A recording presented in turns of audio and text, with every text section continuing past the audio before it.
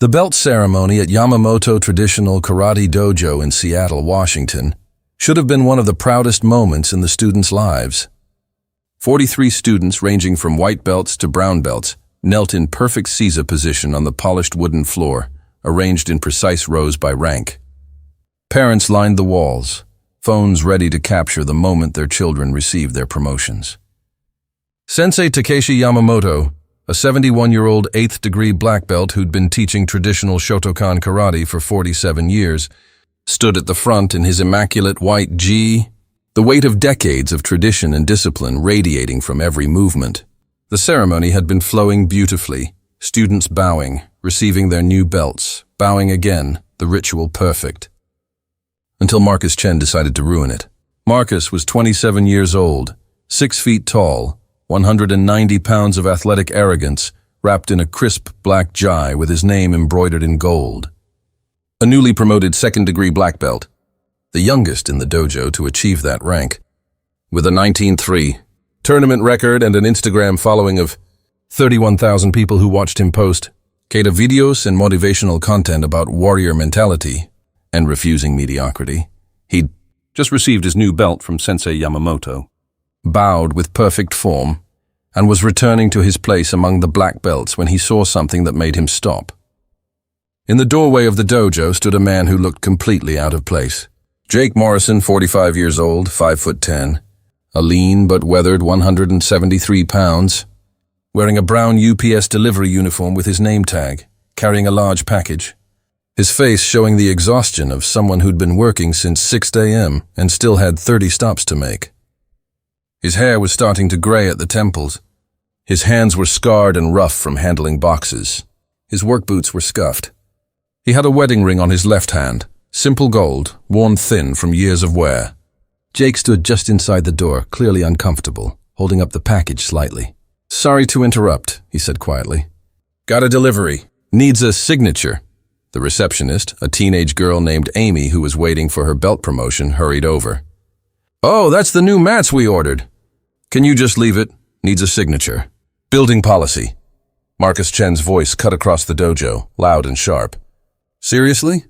You're interrupting a belt ceremony for a package?" Everyone turned. Jake looked at Marcus calmly.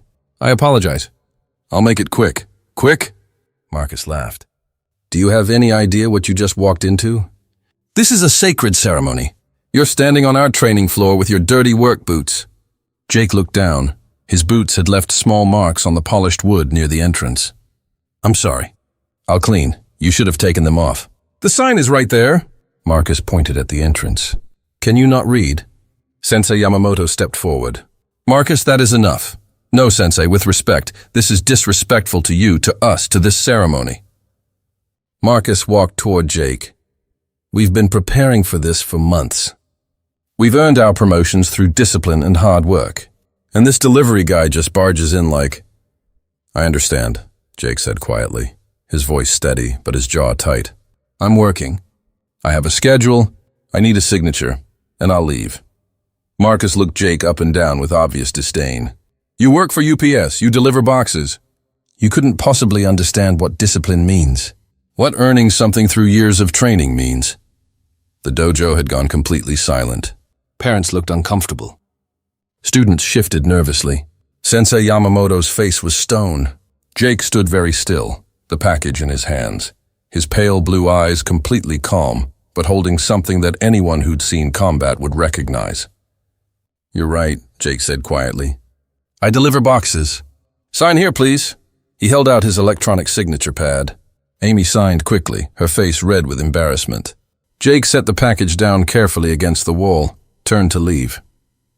And Marcus couldn't help himself. "Must be nice," he called after Jake, "not having any real responsibilities. Just driving around all day, dropping off packages. Some of us chose harder paths. Some of us chose to be warriors." Jake stopped walking, stood completely still for 3 full seconds, then turned around slowly. "Warriors," he repeated quietly. "Yeah, people who train, who test themselves, who earn their rank through blood and sweat." Marcus gestured at his black belt. "Not people who just collect a paycheck for doing the bare minimum." Jake looked at Marcus for a long moment with eyes that had seen things this kid couldn't imagine. Then he looked at Sensei Yamamoto. Sensei, I apologize for the disruption. Your dojo is beautiful. The ceremony was clearly important. I should have been more careful. He bowed, a deep, respectful bow that showed training. Sensei Yamamoto's eyes widened slightly. Your bow, the old man said quietly. You have trained. Jake hesitated. A long time ago. Different context. What style? Military style. Not sport, Marcus laughed. Military style? What, like boot camp PT? That's not martial arts. Marcus! Sensei Yamamoto's voice was sharp. Be silent. The old man walked closer to Jake, studying him carefully. You bow like someone who was taught by a Japanese instructor. Your posture shows years of discipline.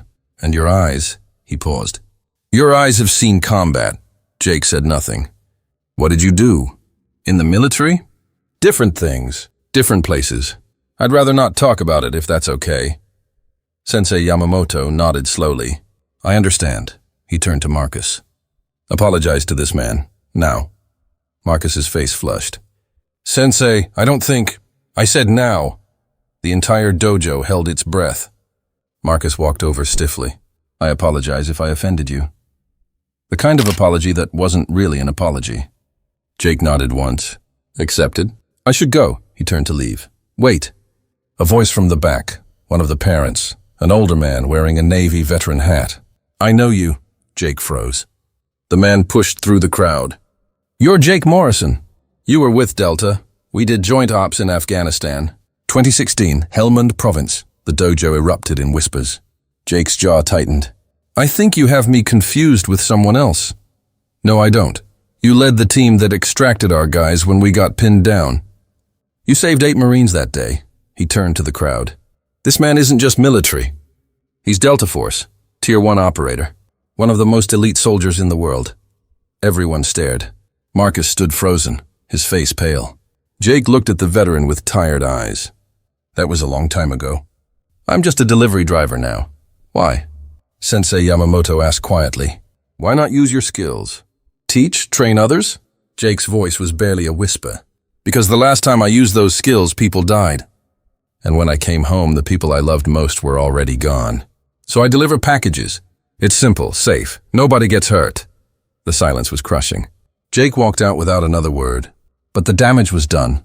The ceremony was ruined. And Marcus Chen was about to learn the hardest lesson of his life. 14 hours earlier, Jake Morrison's alarm had gone off at 4:47 a.m. He lay in the darkness of his small apartment in Seattle's Beacon Hill neighborhood, staring at the ceiling, doing the mental calculation he did every morning. 3 years, 2 months and 16 days since the accident. 3 years, 2 months and 16 days since Sarah and Emma died. 3 years, 2 months and 16 days since his entire world ended. Jake sat up slowly in the bed that was too big for one person. Walked past the second bedroom he kept exactly as it had been, Emma's room, frozen in time. Her stuffed animals on the bed, her drawings on the walls. Everything waiting for an 8-year-old who would never come home. He showered in cold water, a habit from the military he'd never broken. Made coffee in the French press Sarah had insisted on buying. Life's too short for bad coffee, she'd said. She was right about that. Life was too short. By 5:30 a.m., Jake was in his 2007 Honda Civic with 214,000 miles driving to the UPS distribution center in South Seattle. He'd been working as a delivery driver for 2 years and 8 months. Before that, he'd tried other jobs, security consulting, too many triggers, personal training, couldn't connect with clients, construction, too many reminders of building things with Emma. Delivery driving was perfect because it was solitary. You loaded your truck, drove your route, dropped off packages, went home. Nobody asked about your past. Nobody wanted to know your story. You were just the UPS guy, invisible, which was exactly what Jake wanted. At 6:15 a.m., Jake started loading his truck, 137 packages, mapped into a route that would take him through neighborhoods, businesses, and apartment complexes across Seattle's North End. His supervisor, a former Army sergeant named Tom Reeves, walked over. Morrison, you got a special on the list today. Children's Hospital. Got to be delivered by noon. Jake nodded. Got it. You okay doing that one? I know I'm fine. Tom studied him. You sure? I can give it to someone else. I said I'm fine. Jake delivered to Seattle Children's Hospital twice a week.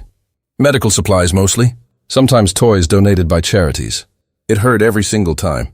Every time he walked through those doors, he saw Emma, saw her in every sick child, every worried parent, every hospital bed. But he did it anyway, because maybe somehow delivering supplies that helped sick kids was a form of penance, a way to save children when he hadn't been able to save his own. By 3:47 p.m., Jake had delivered 126 of his 137 packages. He was running behind. Traffic on I-5 had been brutal, and a business delivery had taken 20 minutes because their receiving dock was blocked. Which is how he ended up at Yamamoto Traditional Karate Dojo at 3:52 p.m., right in the middle of their belt ceremony. And how Marcus Chen ended up making the biggest mistake of his young life. But to understand what happened next, you need to know who Jake Morrison really was. Because the story of how one of the most decorated Delta Force operators of his generation ended up delivering packages in a brown uniform is one of service, tragedy, and survival. Jake had grown up in Spokane, Washington, the only child of a high school history teacher and a nurse. Good kid, decent student. Wrestler in high school, won state championship his senior year. September 11th, 2001 happened when Jake was 15. He watched the towers fall on the classroom TV and felt something shift inside him. On his 18th birthday, September 3rd, 2007, Jake enlisted in the United States Army. Basic training at Fort Benning was tough but manageable. Infantry training showed Jake was different, faster, smarter, more adaptable than most. He volunteered for Ranger School at 20, passed. Then he volunteered for Special Forces selection. Of the 320 soldiers who started the assessment course with Jake, only 19 made it through. Jake was one of them. He spent the next 2 years in the Special Forces qualification course, learning weapons, tactics, language. Jake became fluent in Pashto and Dari, culture, and unconventional warfare. By 24, Jake was a Green Beret assigned to 5th Special Forces Group. He deployed to Afghanistan, then Iraq, then back to Afghanistan. He was good, really good. So good that at 27, Jake was invited to try out for something even more elite. 1st Special Forces Operational Detachment Delta. Delta Force. The selection process was legendary, physically brutal, mentally exhausting, designed to break even the best soldiers. Jake made it. For the next 10 years, 2014 to 2024, Jake Morrison was a Delta Force operator.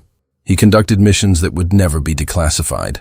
Hostage rescues in Syria, high-value target captures in Iraq, counter-terrorism operations across Africa, direct action raids in Afghanistan. He'd been in firefights in buildings where every doorway could hide death. He'd conducted close-quarters combat in pitch-black rooms. He'd killed men, not many, but enough to carry their faces with him forever. He'd been shot once, through the left shoulder in 2018, on a mission in Syria that officially never happened. He'd earned commendations he couldn't talk about, medals he couldn't wear publicly. And through it all, Jake had Sarah. They'd met in 2010 when Jake was still in Special Forces. Sarah was a pediatric nurse at Madigan Army Medical Center, smart, funny, patient with his deployments and his silences. They'd married in 2013. Emma was born in 2015, perfect, healthy, beautiful. Jake would deploy for months at a time, and Sarah would send him videos of Emma learning to walk, learning to talk, learning to be amazing. Daddy's fighting bad guys so Emma can be safe, Sarah would tell her. And Jake believed it, believed his sacrifices mattered, believed he was protecting his family. Until February 14th, 2021. Jake was in Afghanistan, conducting a classified operation near Kandahar. Sarah and Emma were in Tacoma, driving home from a Valentine's Day dinner.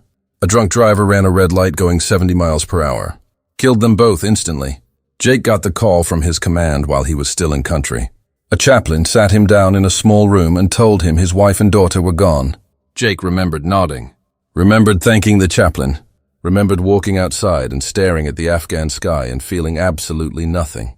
Shock, the psychologist would later tell him. Trauma response. The mind protecting itself from pain too great to process. Jake was medevaced back to the States, attended a funeral where both caskets were closed, stood in a cemetery and watched them lower his entire world into the ground. And then, nothing, no purpose, no mission, no reason to keep going. His command offered him time off, counseling, support. Jake said he was fine. Went back to work. Deployed again 6 months later. But something had broken. In a firefight in Syria, Jake hesitated, just for a second, but in combat, a second is everything. One of his teammates got shot because of it. The teammate survived, but Jake knew. He'd lost his edge, lost his focus. He was a danger to his team. In December 2023, at 44 years old, Jake Morrison retired from the Army. 20 years of service. Done.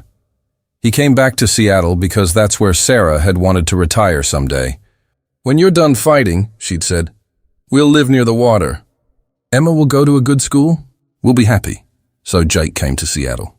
Rented a small apartment, found a job delivering packages, and tried to figure out how to live in a world where everyone he'd fought for was gone. The video from the belt ceremony went viral within hours. Someone's parent had recorded Marcus's entire rant and Jake's quiet responses. By midnight, 5.8 million views.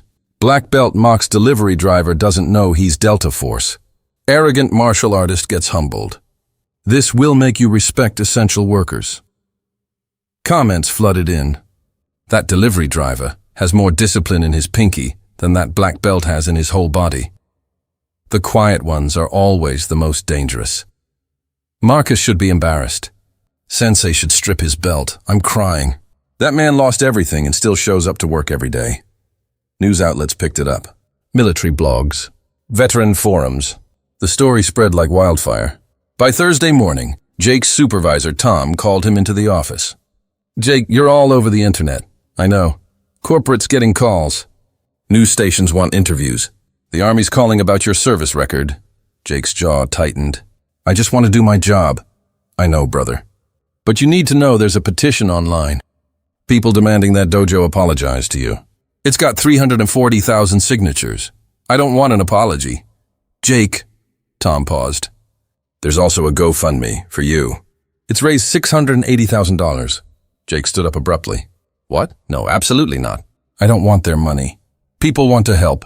I don't need help. I need to be left alone." Jake walked out, but the world wouldn't leave him alone. By Thursday evening, there was a knock on his apartment door. Jake opened it to find Sensei Yamamoto standing there, bowing deeply. "Mr. Morrison, I have come to apologize on behalf of my dojo and my student." Jake was too surprised to speak. "May I come in?" Jake stepped aside. They sat in Jake's sparse living room, second-hand furniture, minimal decorations except for one framed photo. Sarah, Jake, and Emma at the beach, all three of them laughing. Sensei Yamamoto stared at the photo for a long moment. "You have lost your family." "Yes. And yet you work every day. Deliver packages. Serve others. Despite your pain." Jake said nothing. "Mr. Morrison, I have been teaching martial arts for 47 years. I have awarded hundreds of black belts, but most of them do not understand what martial arts truly means." He paused. "Martial arts is not about defeating others. It is about mastering yourself, discipline, humility, service. You embody those values more than any black belt I have ever trained." Jake's voice was hoarse. "I just deliver packages." "No, you serve your community. You honor your family's memory through honest work. You carry pain that would destroy most men, yet you remain standing. That is true strength." Sensei Yamamoto bowed again. "I have a request. Please come to my dojo tomorrow evening. Allow me to make this right." Jake shook his head. "I don't want—" "Please." "For my honor. For my students' education. They need to learn what a real warrior looks like." Jake looked at Sarah's photo. What would she want him to do? She'd always said Jake should teach, share his knowledge, help people. "Okay," Jake said quietly. "One time. That's it." Friday evening, 6 hours p.m. Jake walked into Yamamoto Traditional Karate Dojo in jeans and a plain black t-shirt. The entire dojo was there, all 43 students, all the parents and news cameras that Sensei Yamamoto had reluctantly allowed. Marcus Chen stood in the center, his face red with shame. Sensei Yamamoto addressed the assembly. "Today we correct a great dishonor. My student Marcus mocked a man he did not know, judged him by his uniform rather than his character. This is the opposite of everything I teach." He turned to Marcus. "You will apologize, properly, with full sincerity." Marcus walked to Jake, dropped to his knees in formal Caesar position, and bowed until his forehead touched the floor. "Mr. Morrison, I am deeply sorry. I was arrogant, disrespectful. I judged you without knowing you. I dishonored this dojo and everything my sensei taught me. Please forgive me." His voice cracked with genuine emotion. Jake looked down at him for a long moment. "Stand up, Marcus." Marcus stood, tears in his eyes. "You're young, talented. You've achieved something real. That black belt took years of work. But achievement without humility is just ego." Jake paused. "I've met real warriors. Men who could kill with their hands but chose to protect. Men who were stronger than anyone I've ever known, but treated everyone with respect. Those men taught me that true strength is choosing not to use it." He looked around the dojo. "You want to know about my past? Fine. I spent 20 years in the military, 10 of them in Delta Force. I've done things I can't talk about. Seen things I wish I hadn't, and you know what I learned?" The room was silent. Fighting is the last resort of a failed warrior. The best fighters are the ones who never have to fight, because their presence, their discipline, their character commands respect. Jake turned to Sensei Yamamoto. "You asked me to teach. What should I teach them?" "Teach them what real martial arts means." For the next 2 hours, Jake taught. Not techniques, philosophy. He taught them about discipline, waking up at 4:47 a.m. every day, even when your world has ended. About service, doing hard work that helps others even when nobody notices. About humility, wearing a brown uniform and delivering packages when you used to lead America's most elite soldiers. About loss, carrying grief that never ends but choosing to keep going anyway. About honor, treating everyone with respect regardless of their station. The students listened in absolute silence. Parents cried quietly. Even the news cameras seemed subdued, understanding they were witnessing something rare. At the end, Sensei Yamamoto did something unprecedented. He removed his own belt, 8th degree black belt, earned over 47 years, and offered it to Jake. "I cannot give you rank. You have never trained in my system, but I can give you this, as a symbol of respect from one martial artist to another. You are more deserving than any student I have ever taught." Jake's eyes glistened. "Sensei, I can't. You can, you will. And you will return next week and teach again. These students need you." Jake looked at the belt in Sensei Yamamoto's wrinkled hands. Looked at Marcus, who was crying openly now. Looked at all the students watching with reverent attention. And Jake Morrison, Delta Force operator, delivery driver, widower, father, and the quietest warrior anyone in that room would ever meet, accepted the belt. "I'll teach," he said quietly. "For Sarah and Emma. So maybe some good can come from all this." The dojo erupted in applause. 6 months later, Jake Morrison still drove a UPS route Monday through Friday. But Tuesday and Thursday evenings, he taught at Yamamoto Traditional Karate Dojo, not kata, not sport techniques, real-world self-defense, mental discipline, character development. His class, called Warrior's Path, had grown to 78 students, including Marcus Chen, who'd become Jake's most dedicated student and biggest supporter. The GoFundMe money, which had grown to $840,000, Jake had donated entirely to 2 causes: 50% to Seattle Children's Hospital, in Emma's name, 50% to a scholarship fund for children of fallen soldiers, in Sarah's name. One Tuesday evening, after class, Marcus approached Jake. "Sensei Jake, can I ask you something?" "Sure. How do you do it?" "Keep going after losing everything?" Jake was quiet for a long moment. "I don't keep going for me. I keep going for them. Sarah and Emma. They deserved a husband and father who honored their memory through service. So that's what I do." He paused. "And I keep going for people like you. Young guys with talent who need to learn that strength without character is just violence. If I can teach even one person to be better, then maybe all the pain means something." Marcus nodded, his eyes wet. "Thank you for not giving up on me. I won't give up on you if you don't give up on yourself." "Deal. Deal." That Saturday, Jake made a delivery to Seattle Children's Hospital, a box of medical supplies for the oncology ward. As he walked through the familiar halls, a nurse stopped him. "Mr. Morrison, yes? I wanted to thank you. The donation you made in Emma's name, it funded new equipment that's saving lives. Her name is on a plaque in the lobby." Jake's throat tightened. "Can I see it?"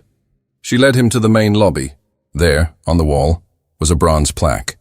"In loving memory of Emma Grace Morrison, age 8, forever loved. Forever missed, may her light shine through healing." Jake stood there, staring at his daughter's name, tears streaming down his face. A small hand tugged his uniform. Jake looked down. A little girl, maybe 8 years old, bald from chemotherapy, holding her mother's hand. "Are you the UPS guy who's also a soldier?" Jake knelt down.